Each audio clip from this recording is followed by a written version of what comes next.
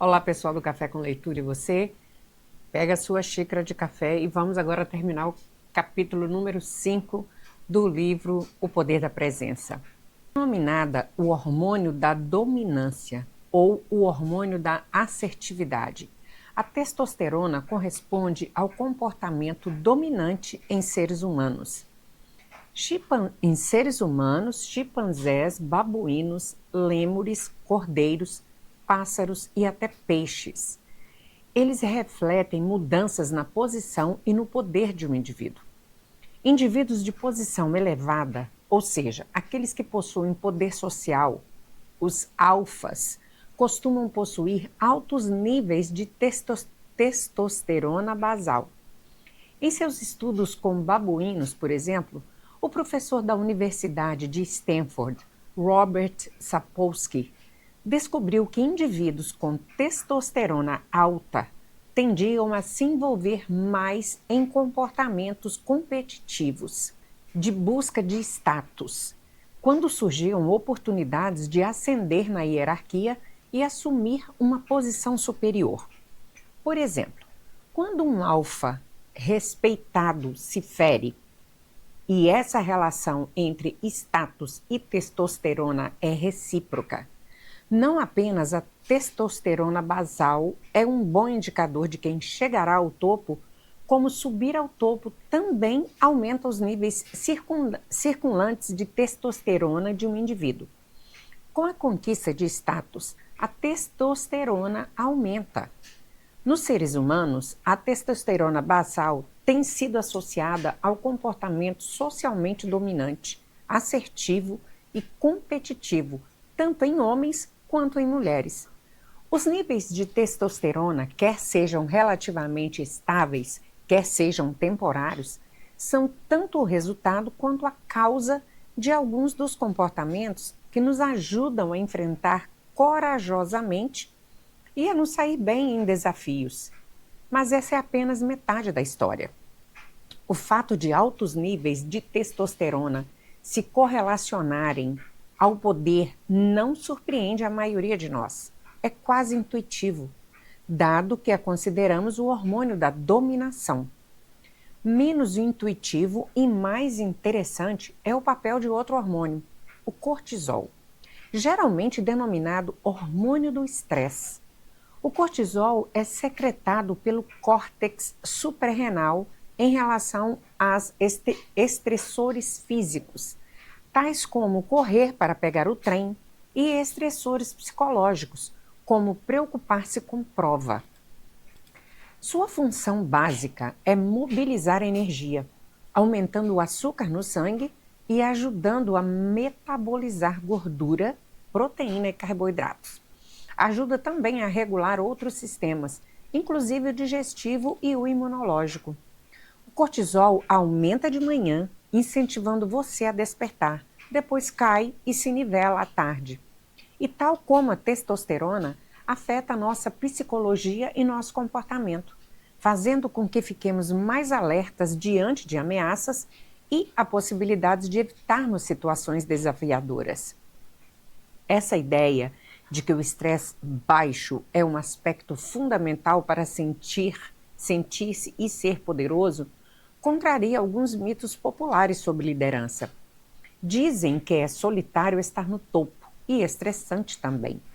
Costumamos imaginar que os nossos líderes nos negócios e na política vivem oprimidos pela pressão e pela preocupação de terem de arcar com tanto poder dia após dia. Em resposta a esse clichê, são muitos os livros e artigos sobre como lidar com o estresse da liderança. Claro que algumas pessoas poderosas se estressam com sua carga de responsabilidades, mas as pesquisas não apontam nenhuma tendência ampla. Na verdade, possuir poder no mundo real parece nos proteger da ansiedade. Em 2022, eu me juntei a Jennifer Lerner, Gary Sherman e outros diversos pesquisadores em Harvard para investigar a relação entre poder e estresse. Recrutamos líderes do alto escalão, inclusive oficiais das Forças Armadas, funcionários do governo e líderes empresariais, todos participantes de cursos de formação de executivos. Primeiro os questionamos sobre o grau de ansiedade que sentiam. Depois, coletamos amostras de saliva para medir seus níveis de cortisol. Comparados aos das amostras da população em geral, extraídas nas mesmas circunstâncias, os níveis de cortisol e a ansiedade autodeclarada desses líderes foram bem menores. Quando isolamos as pessoas mais poderosas em nosso grupo de líderes, descobrimos que seus níveis de cortisol e sua ansiedade autodeclarada eram ainda menores do que as dos seus colegas menos poderosos. Revelou-se que os líderes mais poderosos tinham uma maior sensação de controle sobre suas vidas, outra variável que medimos, e que isso parecia deixá-los mais calmos e menos ansiosos que os demais. De fato, pessoas com forte sensação de controle pessoal, em oposição àquelas cujo controle está fora delas, ou seja, está centrado em outros indivíduos ou em forças externas, enfrentam as crises, desafios grandiosos e estressantes com muito mais facilidade, porque as suas funções executivas estão intactas e elas não avaliam a situação como particularmente ameaçadora, dado que se sentem pessoalmente no controle. O ponto forte das conclusões de nosso estudo foi que não precisamos induzir sensações de poder em ambiente de laboratório. Estávamos avaliando pessoas com poder factual no mundo. A limitação da pesquisa é que, como não é possível designar aleatoriamente voluntários para ser líderes e não líderes na vida real, é difícil saber se o poder é uma cura para a ansiedade ou se as pessoas calmas e confiantes, aquelas que possuem amplo poder pessoal, ascendem naturalmente a posições de liderança. Mas a ligação é clara, e estudos de laboratório indicam que, como ocorre com a testosterona, a relação é bilateral. Dois importantes pesquisadores de neuroendocrinologia social, os professores Pranjal Mehta e Robert Josephs, sugeriram que a testosterona está relacionada ao poder somente quando o cortisol é baixo, o que denominam hipótese bi-hormonal. Assim como a impotência, o cortisol alto enfraquece nossa função executiva e nos deixa ansiosos. Portanto, quando o cortisol está elevado, a testosterona alta não se relaciona aos sentimentos e comportamentos poderosos. Isso faz sentido especialmente quando você pensa no poder como uma das características que, conforme descrevi neste capítulo, faz com que nos sintamos não apenas tolerantes ao risco e assertivos, mas também tranquilos, concentrados, controlados e presentes. Ser tolerante ao risco e assertivo, somado a ansioso, desperto e estressado, não é uma receita para o poder. Na verdade, é uma receita para um chefe bem desagradável. A maioria de nós já trabalhou com alguém assim. Mehta e Joseph e outros pesquisadores encontraram um forte respaldo para essa hipótese biohormonal dentro e fora do laboratório. No domínio da liderança, essa relação tem respaldo empírico.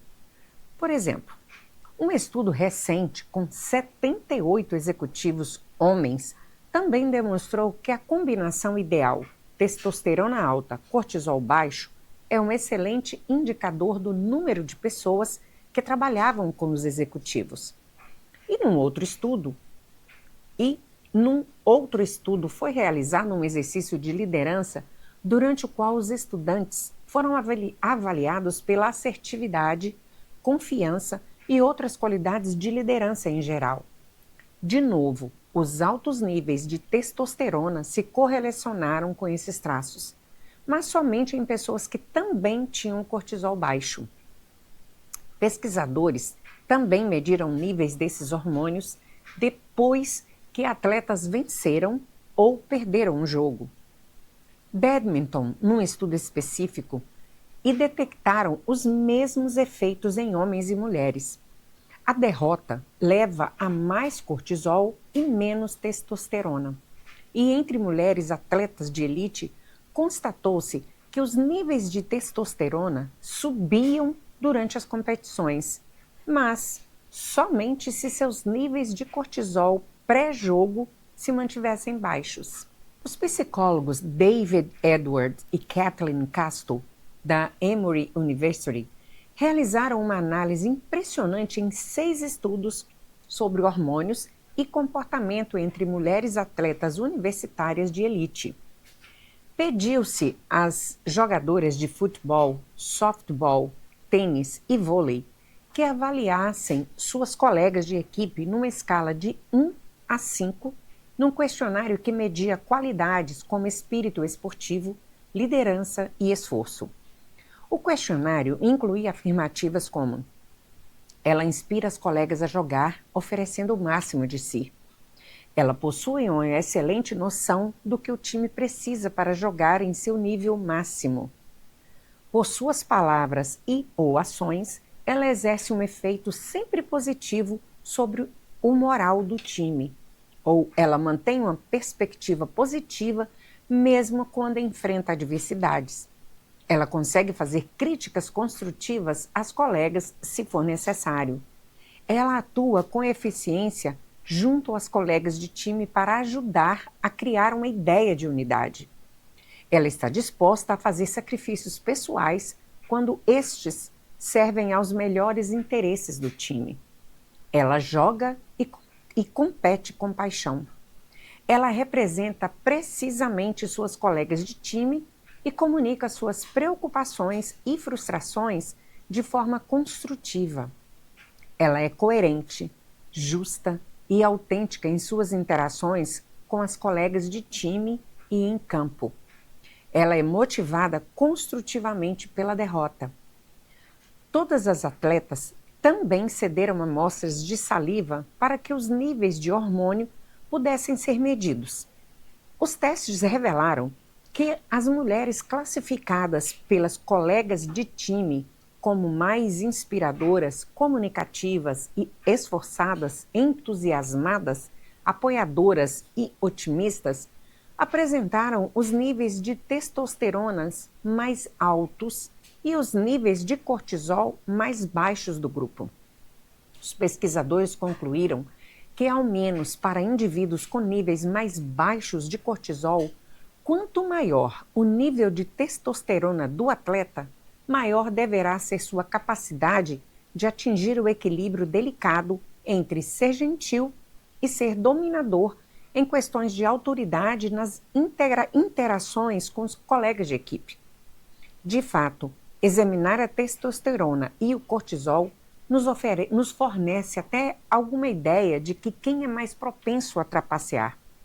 A psicóloga da Harvard, Julia Lee, e seus colaboradores testaram essa previsão. Voluntários foram instruídos a fazer uma prova de matemática e depois se autoavaliarem com incentivos financeiros aumentando de maneira proporcional à nota. A situação foi projetada para tornar fácil e até desejável que as pessoas trapaceassem. As mais propensas a trapacear foram aquelas com alta testosterona e alto cortisol. Conforme explicou o coautor do estudo, Robert Josephs, a testosterona fornece a coragem para trapacear e o cortisol elevado fornece uma razão para trapacear. Em outras palavras, enquanto a testosterona pode fazer com que as pessoas sejam mais tolerantes ao risco, sem o cortisol alto e o medo concomitante de não ter o controle para enfrentar as exigências da situação, a testosterona não induz a trapaça. Para mim, o mais interessante desse grande conjunto de pesquisas não é que a testosterona alta combinada ao cortisol baixo, esteja relacionado ao poder. É que o perfil desse hormônio está relacionado ao poder responsável, ao menos entre humanos. A testosterona aumenta a nossa adversidade, assertividade e possibilidade de ação, enquanto o cortisol baixo nos defende dos tipos de estressores mais passíveis de nos tirar do rumo durante nossos maiores desafios. Isso é correlacionado a uma liderança eficaz, voltada à equipe, a capacidade de fornecer calmamente feedback construtivo e a coragem e a resistência para enfrentar desafios constantemente. Seria isso, na verdade, confiança sem arrogância? O poder corrompe? Qual dos seguintes fatos é mais provável de acontecer? A. Seu chefe se lembra do seu aniversário. B. Você se lembra do aniversário do seu chefe? Tenho uma resposta para isso, embora não me orgulhe dela. No dia em que comecei a trabalhar neste capítulo, que por acaso caiu na semana do meu aniversário, ao chegar ao meu escritório, encontrei um presente me aguardando sobre a minha mesa. Era da minha assistente, Kelly, de cujo aniversário eu não sabia, mas agora sei. O poder ajuda a nos fixarmos menos no que os outros pensam, o que é libertador, mas também pode fazer com que pensemos menos nas outras pessoas e que pensemos nelas de forma negligente quando fazemos. Susan Fiske havia observado que aqueles que detêm poder social também podem descambar facilmente para o hábito preguiçoso de enxergar e tratar os menos poderosos, os funcionários e subordinados, por exemplo, não como indivíduos, mas como esboços toscos e estereotipados de pessoas. Um motivo para isso, diz ela, é que a atenção se volta para quem está acima de nós na hierarquia, não para quem está abaixo. Prestemos atenção nas pessoas que controlam nosso destino porque queremos ser capazes de prever como agirão. O fato de minha assistente ter se lembrado do meu aniversário poderia ser um bom exemplo, embora ela também seja uma pessoa muito atenciosa. Os poderosos, por outro lado, podem se dar ao luxo de ser desatenciosos para com os menos poderosos. Seu destino não depende de seus subordinados, ou, se depende, aquele subordinado acabou de se tornar poderoso. Isso é agravado pelo fato que as pessoas no poder costumam manter sua atenção mais solicitada e assim sobra menos para conceder. Em determinado estudo, Fiske, Stephanie Goodwin e colegas deram a um grupo de estudantes de graduação o poder de avaliar candidatos do ensino médio a vagas de trabalho temporário. Descobriram que quanto maior o poder de decisão dos estudantes de graduação na avaliação dos candidatos, menos atenção prestavam às qualidades e qualificações únicas de cada um. Eis o lado bom. Quando os pesquisadores prepararam os estudantes de graduação para apresentar senso de responsabilidade, fazendo-os refletir sobre diversos valores igualitários, sua atenção às qualidades únicas de cada um dos subordinados, sobre os quais detinham poder, aumentou substancialmente. Quer dizer, então, que o poder corrompe? Certamente, com muitos estudos, sem falar na história e já na experiência, já demonstraram. Com frequência, o poder social cria o tipo de interdependência assimétrica que gera iniquidade, injustiça e comportamentos antissociais, como criar estereótipos. Por isso, apoio fortemente o desenvolvimento de poder social de soma não zero à aquisição de poder social de soma zero. Mas, conforme o estudo anterior indica, devemos nos esforçar para superar nossas tendências negativas, usando o poder social não apenas em benefício próprio, mas também em benefício de outros. Na verdade, muitos efeitos negativos do poder social diminuem quando as pessoas são motivadas pela percepção de si mesmas, como justas e decentes pelo desejo de correção, pela noção de responsabilidade pelos outros e por atingir as metas da organização. Quando, por exemplo, o chefe sente-se responsável pelo desenvolvimento, bem-estar e desempenho de seus funcionários, ou quando sente-se responsável pelo sucesso da empresa. e a ausência de poder pessoal pode ser tão perigosa quanto a existência dele. Tarek Azam, professor de Ciências Comportamentais e Organizacionais da Claremont Graduation University, uniu-se a seus colegas e demonstrou em uma série de estudos que quanto menos poderosas as pessoas pensavam ser, mais ansiedade e agressividade sentiam em relação a estrangeiros e imigrantes. Esse efeito foi ainda mais visível em homens que se sentiam impotentes. Eis minha esperança. Como o poder pessoal é infinito e não requer que controlemos outra pessoa, nunca o consideramos escasso. Não sentimos que precisamos competir para conservá-lo. Ele é nosso, aconteça o que acontecer. Não pode ser retirado por outra pessoa. E essa noção, essa compreensão, facilita o desejo de compartilhá-lo, de ajudar os outros a perceber o mesmo. Assim, acredito que o poder pessoal, ao contrário do poder social, se torna contagioso. Quanto mais poderosos nos sentirmos pessoalmente, maiores serão as chances de querermos que os outros sintam o mesmo. O biógrafo Robert Caro, vencedor do prêmio Pulitzer, que passou décadas relatando a vida e as maquinações de Lyndon Johnson, certa vez contou ao jornal The Guardian: as pessoas nos ensinam o axioma de Lord Acton: todo poder corrompe. O poder absoluto corrompe absolutamente. Eu acreditava nisso quando eu comecei esses livros, mas não acredito mais que seja uma verdade soberana. O poder nem sempre corrompe. O poder pode purificar. O que acredito que seja verdade sobre o poder é que o poder sempre revela. O poder revela. Faz sentido para mim. Como tentei convencê-lo neste capítulo, acho que o poder pessoal nos aproxima dos nossos melhores eus, enquanto a ausência dele distorce e obscurece nossos eus. Mas se o poder revela, então só é possível conhecer os realmente poderosos, porque somente eles são arrojados o bastante para mostrar quem são seus subterfúgios e sem pedir desculpas. Eles têm a coragem e a confiança para se abrir ao olhar dos outros. Desse modo, o caminho para o poder pessoal é também o caminho para a presença. É assim que nós e os outros descobrimos e libertamos quem realmente somos. Ufa, finalmente terminamos o capítulo número 5. Vejo vocês no capítulo número 6.